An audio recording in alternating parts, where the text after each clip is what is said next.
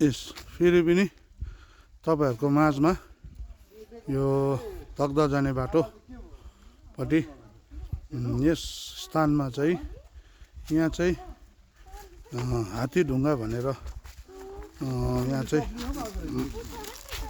चिनिँदो रहेछ। यो ढुङ्गा चाहिँ तपाईँहरूले देख्न सक्नुहुन्छ। तपाईँहरूले देख्न सक्नुहुन्छ सेम अब हात्तीकै आकारमा छ, गणेश भगवान्कै आकारमा छ।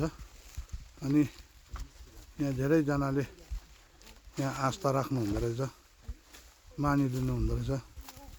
यस ठाउँको दृश्य चाहिँ दुईजना दिदी बहिनीले चाहिँ मुसा खोज्दैछौँ यहाँ।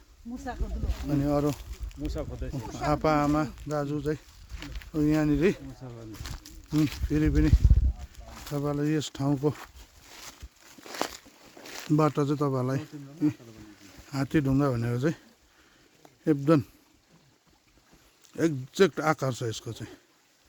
तपाईँले यो जङ्गल बिचमा छ यो चाहिँ स्थित। तपाईँहरू यता जानुभयो भने तकदाह क्यान्टोनमेन्ट, रङ्ली, तिनचुले, अनि यताबाट निस्किनु भने चाहिँ 6 माइलपट्टि निस्किनुहुन्छ। यही हो आजको तपाईँहरूको बिचमा सानो भिडियो लिएर उपस्थित भएको।